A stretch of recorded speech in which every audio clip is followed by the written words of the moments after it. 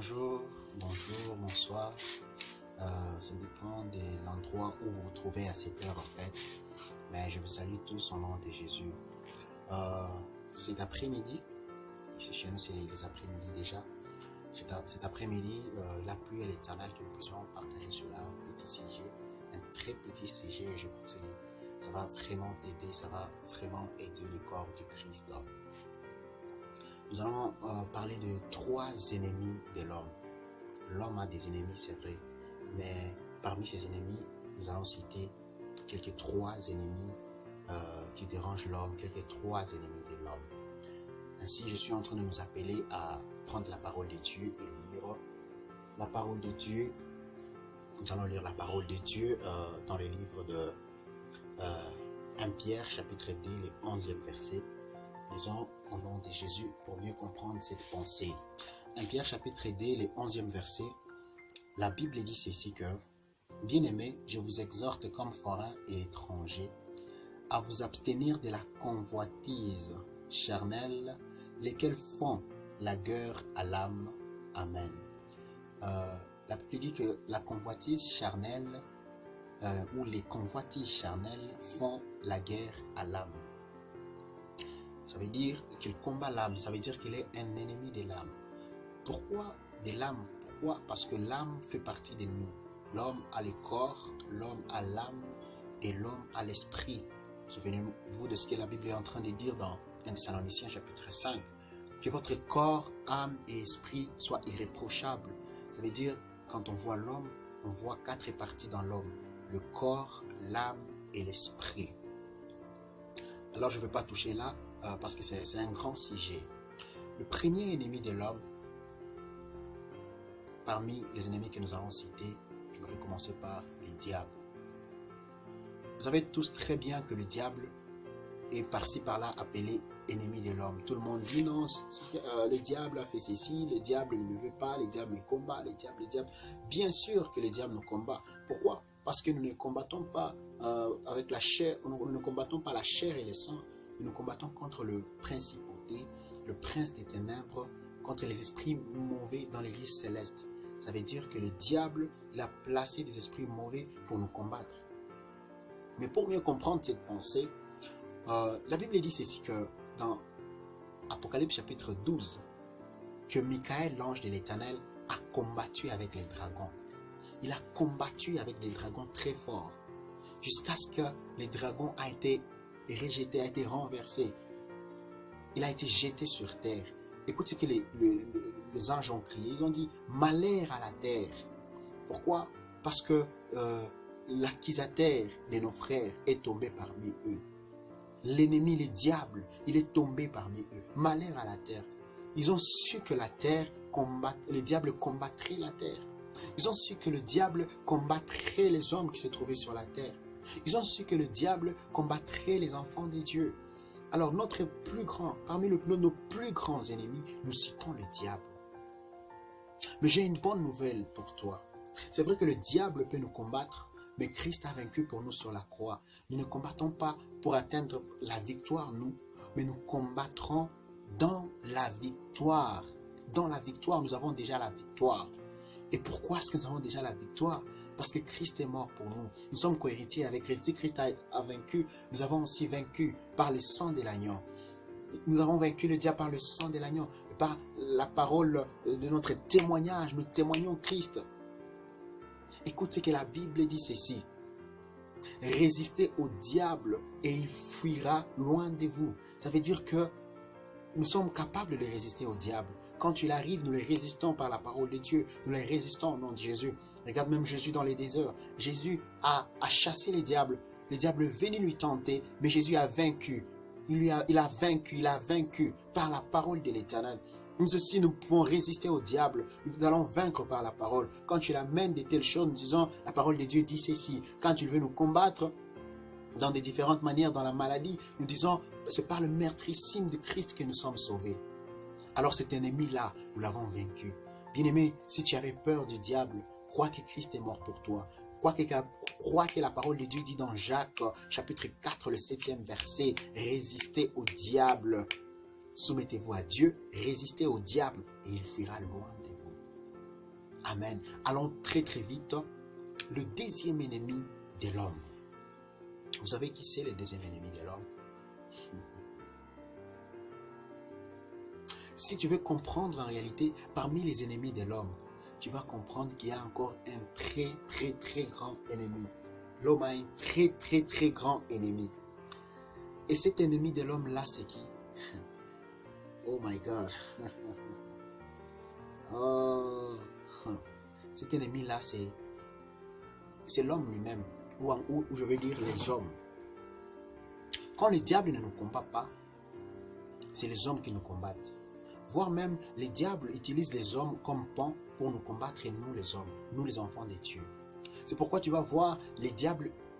Par exemple, l'exemple de Caïn.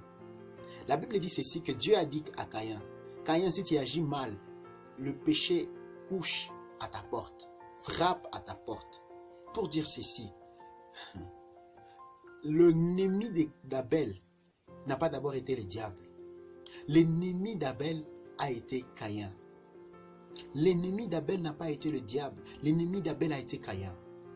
Ainsi, ceux qui nous entourent peuvent être nos ennemis. Ceux qui nous entourent, qui sont par-ci, par-là, peuvent nous combattre et peuvent être nos ennemis. Si le diable est notre ennemi, l'homme aussi est notre ennemi. Alors nous sommes appelés à ouvrir les yeux pour pouvoir vaincre cet ennemi. Mais comment vaincre cet ennemi? C'est vrai, il y a des bonnes personnes à côté de nous, mais il y a aussi d'autres personnes qui le diable utilise, et d'autres personnes qui, ce n'est pas le diable qui les utilise, mais c'est lui-même par un cœur aride, par un mauvais cœur, selon ce que les autres disent, par un cœur de convoitise, il s'élève et combat les enfants de Dieu, et combat son frère, et combat sa sœur.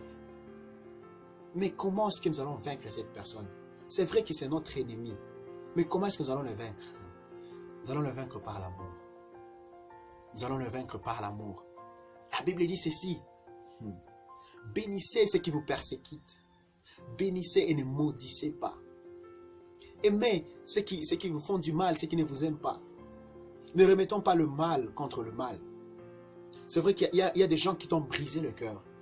Il y a les gens qui t'ont battu peut-être. Il y a les gens qui t'ont insulté peut-être. Les gens qui ont rendu, qui ont pourri ta vie d'une certaine manière. Bien-aimé, pour vaincre ces combats-là, pour vaincre ces tentations-là, tu n'as qu'à aimer ces personnes. L'amour est plus fort que la mort.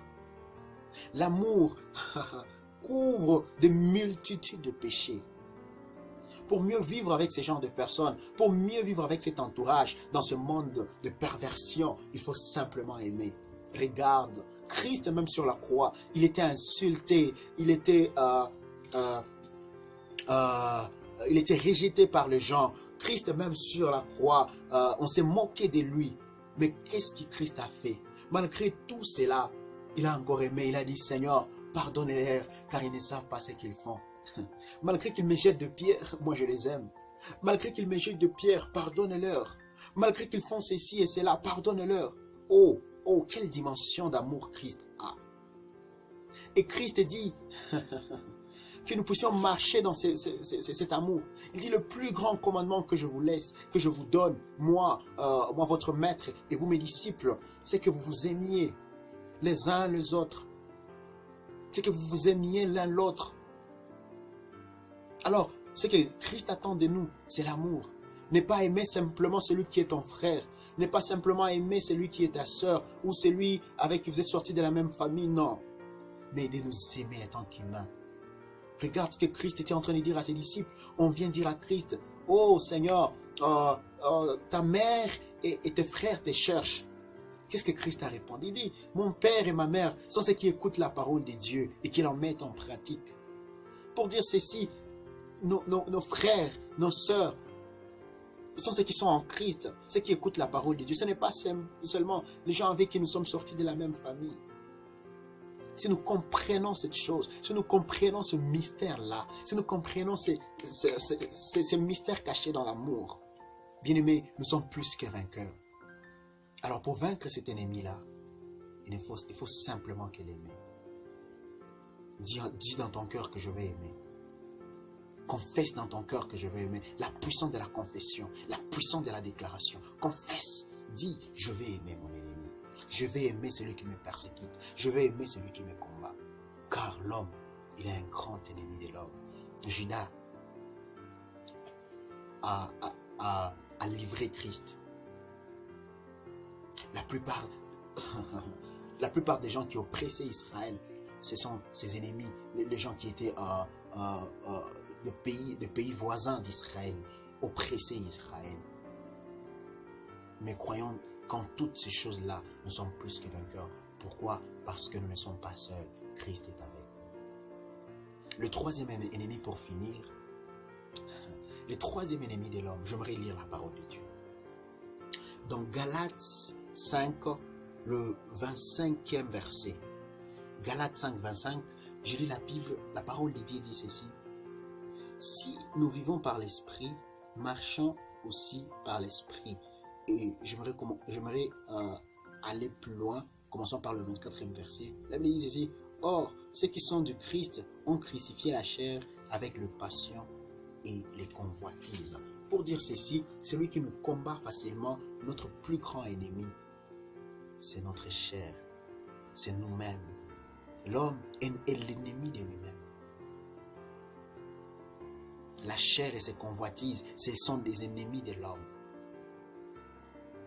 La plupart des fois, certaines choses, nous les mettons sur la tête du diable. Non, pourquoi tu as fait ceci? Non, c'est le diable. Nous ne sommes pas comme Ève. Non, le diable. Nous ne sommes pas non plus comme Adam. C'est la femme que tu m'as donnée. Quand tu as commis des erreurs, c'est toi-même qui l'as fait. Et tu es l'ennemi de toi-même. La Bible dit ceci, celui qui pêche mourra. Nous savons que la mort c'est affreux, c'est atroce.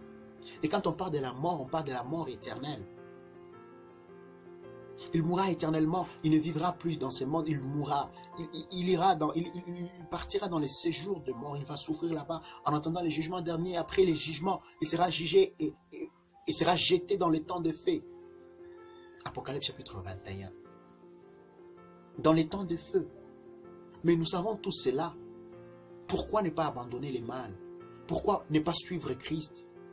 Si tu t'aimes vraiment, si tu veux ne pas être ennemi de toi-même, pourquoi ne pas suivre Christ? Pourquoi ne pas demeurer en Jésus? Christ t'aime. Christ nous aime tellement. Mais pourquoi rester et demeurer ennemi de nous-mêmes? Notre propre chair nous combat. Nous combattons notre propre âme. Là, nous avons lu dans 1 Pierre chapitre 2, le 11e verset. Il dit, les convoitises qui combattent l'âme, nos propres convoitises nous combattent nous-mêmes. Nous commettons certaines bêtises, ce n'est pas parce que le diable nous a poussés, mais la chair nous a poussés. Christ nous demande de crucifier notre chair. Christ nous demande de crucifier, faire mourir notre chair. Lorsque nous croyons en Christ, nous mourons, notre chair meurt, l'ancien homme meurt, l'homme intérieur meurt. Et nous vivons les renouveaux, ça veut dire la personne nouvelle, la personne spirituelle ressuscite en nous. C'est pourquoi ce n'est plus nous qui vivons, mais c'est Christ qui vit en nous. Alors pourquoi réveiller encore la chair? Pourquoi écouter encore la chair? Nous sommes capables de vaincre la chair parce que ce n'est pas notre chair qui est notre maître, mais c'est Christ qui est notre maître et nous sommes maîtres de notre propre corps. Alors nous dominerons notre corps. Quand le corps veut te dire fais ceci, tu dis non. Tu n'as pas à me dire, c'est moi qui dois te dominer. C'est nous-mêmes qui devons nous dominer. Alors qu'est-ce que la parole de Dieu dit? La parole de Dieu dit marchez comme ceci, marchez dans l'amour, marchez dans ceci, marchez dans ceci. Chassez loin de vous les convoitises. Bien sûr, les convoitises doivent être mises à l'écart, jetées de côté, parce que c'est Christ qui vit en nous. Cette petite vidéo, je crois qu'elle va te bénir. Je crois que l'Éternel ne l'a pas envoyée par hasard, mais il y a une mission que l'Éternel est en train de faire.